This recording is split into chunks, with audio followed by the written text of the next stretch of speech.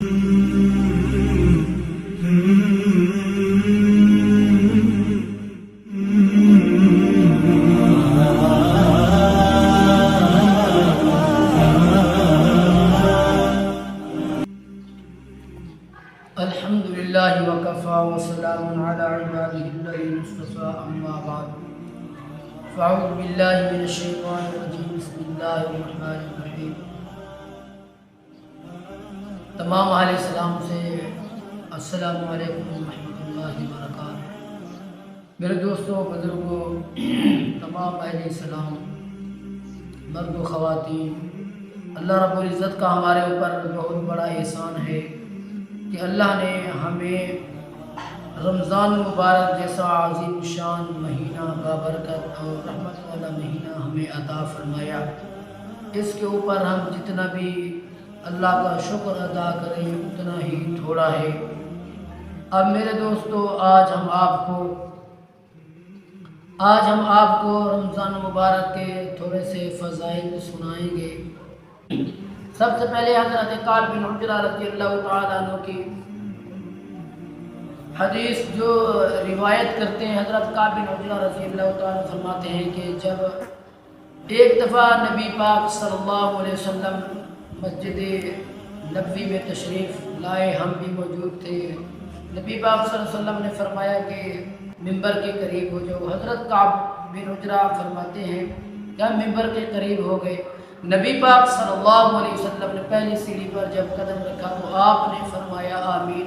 جب ممبر کی دوسری سیڑھی پر نبی پاک صلی اللہ علیہ وسلم نے اپنا پاؤں مبارک رکھا تو نبی پاک نے فرمایا آمین۔ جب ممبر کی تیسری سیڑھی پہ نبی پاک صلی اللہ علیہ وسلم نے قدم مبارک رکھا تو حضرت کعب بن عجرہ رضی اللہ عنہ کہتے ہیں کہ نبی پاک صلی اللہ علیہ وسلم نے فرمایا آمین۔ اس کے بعد نبی پاک صلی اللہ علیہ وسلم اللہ رب العزت کی حمد و ثنا بیان کرتے ہوئے خطبے سے فارغ ہوئے۔ حضرت کعب بن عجرہ رضی اللہ عنہ کہتے ہیں کہ ہم نے نبی پاک صلی اللہ علیہ وسلم سے عرض کیا، یا رسول اللہ، اس طرح تو ہم نے آپ سے پہلے کبھی بھی یہ بات نہیں سنی۔ نبی پاک صلی اللہ علیہ وسلم نے ارشاد فرمایا کہ اس وقت میرے سامنے حضرت جبرائیل علیہ السلام آئے ہوئے تھے اور اللہ کے حکم سے آئے تھے۔ حضرت جبرائیل علیہ السلام نے فرمایا کہ ہلاک و برباد ہو جائے وہ شخص کہ جس کے سامنے یا رسول اللہ آپ کا نام مبارک آئے، آپ کا ذکر آئے اور آپ پر وہ درود نہ بھیجے، درود نہ پڑھے۔ تو آپ نے صلوات و سلام نے ارشاد فرمایا، میں نے کہا آمین۔ اب میرے دوستوں، بزرگوں، بھائیوں، نبی پاک صلی اللہ علیہ وسلم کے اوپر درود و سلام کرنا کتنا بڑا عظیم الشان عمل ہے، جس کا حکم اللہ رب العزت خود قرآن پاک میں ارشاد فرمائے، ان اللہ و ملائکتہ یصلون علی النبی یا ایھا الذین آمنوا صلوا علیہ وسلموا تسلیما۔ اب جو عمل اللہ رب العزت فرما رہے ہیں وہ اپنے نبی کی امت کو بھی اس عمل کا حکم دے رہے ہیں۔ ایک صحابی نے عرض کیا، یا رسول اللہ صلی اللہ علیہ وسلم، سب سے زیادہ بخیل کون ہے؟ تو نبی پاک صلی اللہ علیہ وسلم نے ارشاد فرمایا، سب سے بڑا بخیل وہ ہے کہ جس کے سامنے میرا ذکر آئے، جس کے سامنے میرا نام آئے اور مجھ پر وہ درود نہ پڑھے، تو وہ سب سے زیادہ بخیل ہے۔ اب نبی پاک صلی اللہ علیہ وسلم نے فرمایا کہ جب میں نے دوسری سیڑھی پر اپنا پاؤں مبارک رکھا تو حضرت جبرائیل نے فرمایا کہ ہلاک و برباد ہو جائے وہ شخص جس کے والدین میں سے دونوں یا دونوں میں سے ایک زندہ ہو اور ان کی خدمت کر کے وہ اپنی بخشش نہ کروا سکے۔ آپ صلی اللہ علیہ وسلم نے ارشاد فرمایا آمین۔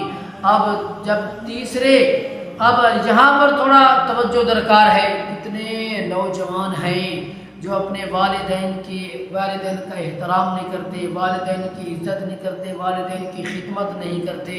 میرے دوستوں، بزرگوں، بھائیوں، نبی پاک صلی اللہ علیہ وسلم نے فرمایا کہ تیرا والد تیرا جنت کا کیا ہے؟ درمیانی دروازہ ہے۔ اب تیری مرضی اس کی حفاظت کر، تیری مرضی اس کو ضائع کر دے۔ ایک صحابی رضی اللہ تعالیٰ نبی پاک صلی اللہ علیہ وسلم کی خدمت میں حاضر ہو، یا رسول اللہ، مجھے بھی جہاد کی حکم دیجیے۔ غزوہ کے اوپر نبی پاک صلی اللہ علیہ وسلم جا رہے تھے، تیاری فرما رہے تھے۔ اب وہ صحابی نے عرض کیا، یا رسول اللہ، میں بھی جانا چاہتا ہوں۔ آپ صلی اللہ علیہ وسلم نے ارشاد فرمایا میرا صحابی کیا تیری اماں زندہ ہے؟ تو انہوں نے عرض کیا یا رسول اللہ جی زندہ ہے۔ نبی پاک صلی اللہ علیہ وسلم نے فرمایا اس کی کوئی خدمت کرنے والا ہے؟ تو صحابی نے عرض کیا یا رسول اللہ کوئی بھی نہیں ہے میرے علاوہ۔ نبی پاک صلی اللہ علیہ وسلم نے فرمایا میرا صحابی جا تو اپنے اس اماں کی بوڑھا اماں کی خدمت کر، یہی تیرا جہاد ہے۔ اب میرے دوستوں بزرگوں بھائیوں، نبی پاک صلی اللہ علیہ وسلم نے فرمایا کہ جنت ماؤں کے قدموں کے نیچے ہے۔ اب نوجوانوں کو ہمیں چاہیے کہ ہم جو ہے نا سب والدین کی عزت کریں، والدین کی خدمت کریں، والدین کا احترام کر کے، والدین کی خدمت کر کے والدین سے دعائیں لیں، جس کا نتیجہ یہ ہوگا کہ ہم دنیا آخرت کے اندر کامیاب بھی ہوں گے، اور والدین کی دعاؤں کی برکت سے ہم دنیا کے اندر بھی مالا مال اور آخرت کے اندر بھی اعمال سے مالا مال ہوں گے۔ اللہ رب العزت سے دعا ہے کہ اللہ مجھے آپ کو عمل کرنے کی توفیق عطا فرمائے۔ نبی پاک صلی اللہ علیہ وسلم نے فرمایا جب میں تیسری سیڑھی پر اپنا قدم مبارک میں نے رکھا تو حضرت جبریل نے عرض کیا، فرمایا کہ ہلاک و برباد ہو وہ شخص جو رمضان مبارک کا مہینہ پائے، اتنا برکت والا رحمت والا مہینہ پائے، پھر بھی اپنی بخشش نہ کروا سکے۔ میں نے کہا آمین۔ اب میرے دوستوں کو بھائی کتنا یعنی کہ اس سے اندازہ ہوتا ہے کہ کتنا بابرکت مہینہ ہے، اتنا بابرکت مہینہ ہے۔ اللہ رب العزت سے دعا ہے کہ اللہ پاک مجھے آپ کو عمل کرنے کی توفیق عطا فرمائے۔ اب آج الحمدللہ یہ 8واں روزہ ہے۔